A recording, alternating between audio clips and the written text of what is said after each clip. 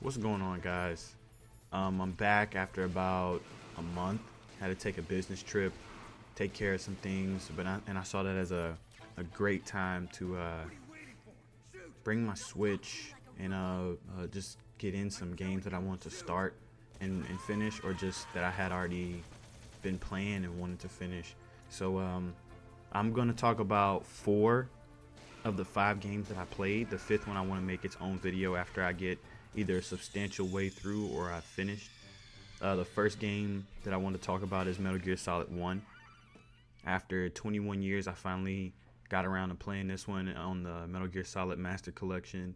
And first and foremost, I would like to say that even though that collection isn't the most pristine or the best way to play these games, I think it is a very viable option if you have a modern platform, you don't have a PC, and you just want to play through these games. Like, they're a piece of gaming history that I think should be preserved no matter in what state.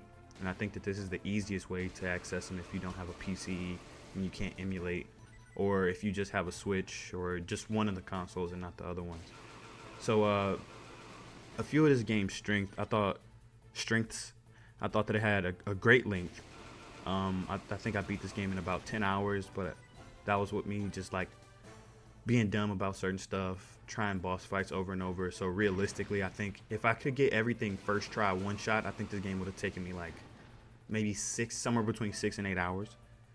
Another thing is its creativity. There were a lot of meta moments where the game kind of stepped outside of itself, and I know everybody knows about them, but Psycho Mantis or asking about Meryl's code on the back of the box, stuff like that. The immersion was amazing. I felt like every moment was something to pay attention to and just like be locked in on the story because there are a lot of twists.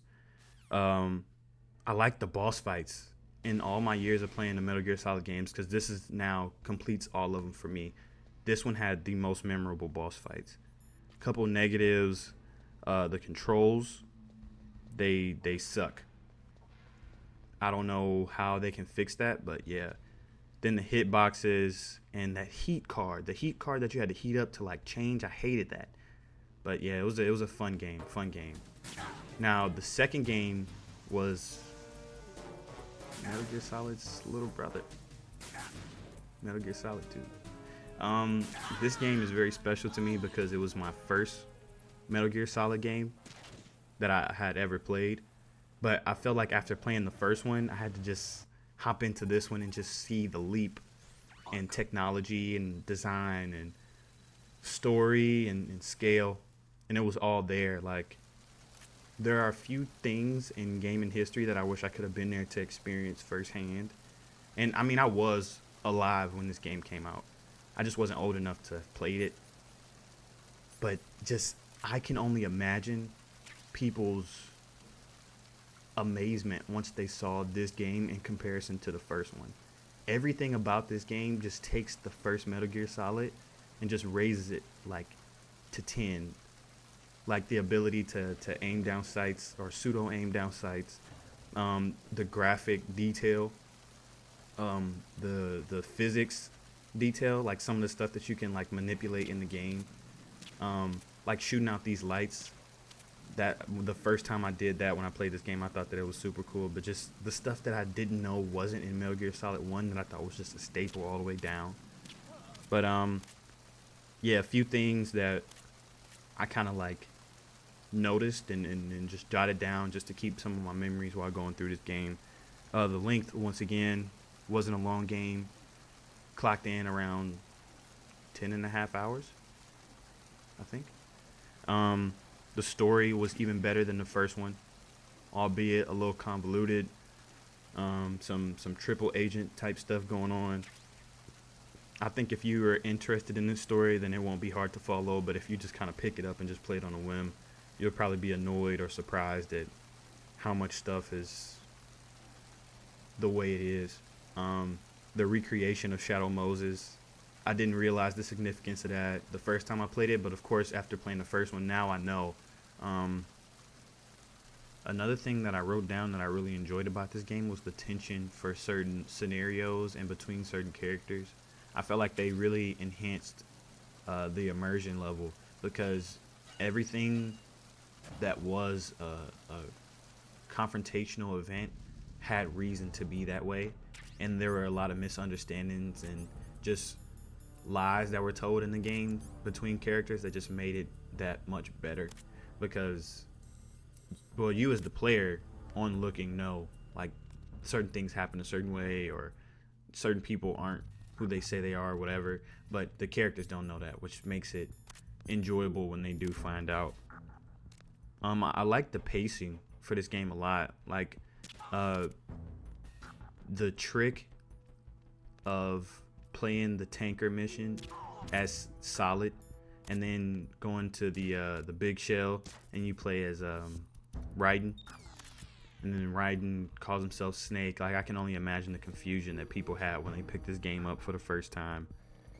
I like the boss fights. I thought that they were really cool. The weapons were really cool. The mission diversity, like each scenario from plant to plant, was really cool. I like that stuff too. But yeah, that's how I felt about MGS2. So the third game that I want to talk about is Axiom Verge. Believe it or not, this game started my interest in Metroidvanias. I had played this game like, trying to think, maybe like 6 or 7 years ago. Like, I started it on my Xbox, and I was like, man, this is cool. Then I found out about like the history of Metroid and the history of Castlevania. I played Bloodstained, a few other games. So now I'm finally getting back around to playing this one, and this was a blast. I think there were some design choices that I probably would not have went with, or just like some quality of life features that I would have involved or put in this game to make it a little bit easier to digest. But if this is how the creator wanted it to be experienced, that's all fine. And maybe it's just me being filtered, because Metroidvanias are supposed to be pretty vague, and they're just supposed to force you to explore and find different stuff. That's the beauty of these games. But I enjoyed a lot about this game. The music was great. The abilities were really cool. The secrets, like, you could go through like a part of the wall and it would take you to a different world. I thought that was really cool, given the story and everything that's involved with that. I think the story was cool. It was a little disjointed due to the fact that you could only progress it if you found certain things, or if you were in the right place at certain times. So it was easy to forget what was the last conversation you had. There are a lot of like readables around the world, but if you don't have the right items to decode what they're saying, because it's in a different language, if you don't have the right items, or if you find them out of order and the context is all weird, then yeah, it's a lot of ways to miss it. But granted, I'm not saying I found all of it. I had to watch like a YouTube video, but I think the story was really cool. For what's in the game plainly, I think it's also really cool. Like, there's a big revelation that he has once he like starts putting the pieces together, because he's a scientist, so he's smart. So once he figures out the big mystery, I think that was really cool and eye-opening. The weapons were really cool. I don't know how many there are. In fact, I don't even remember how many I collected. But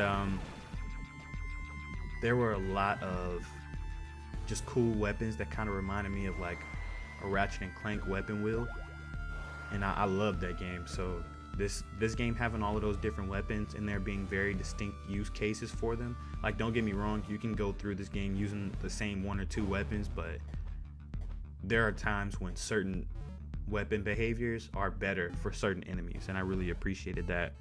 I think the artwork style is really cool. Like this, I don't want to say Geiger, but with the way some of these enemies look, I could see somebody explaining it that way.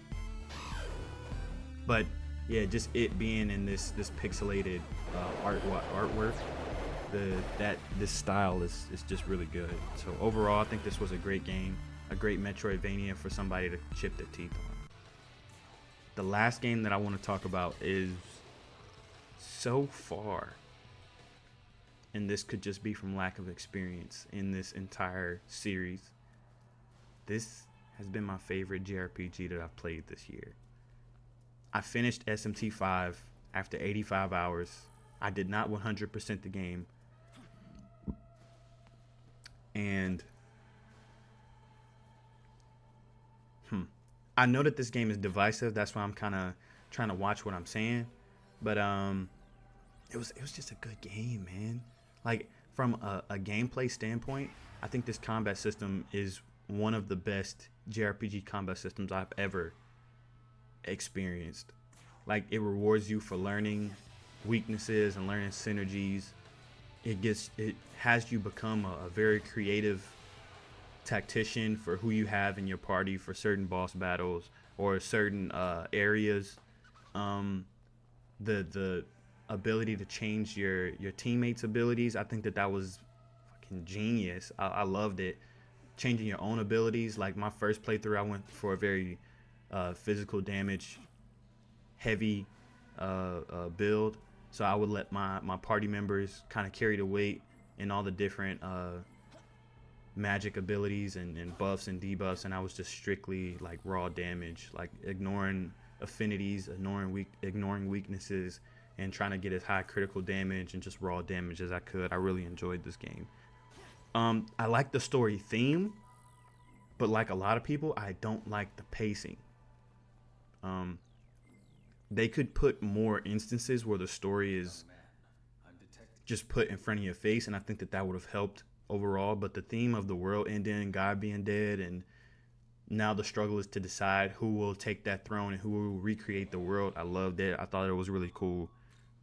The soundtrack was amazing. I have some of these songs in my game OST playlist on Apple Music, and I took a long time going song by song for this game specifically because there were a lot of good tracks. The difficulty,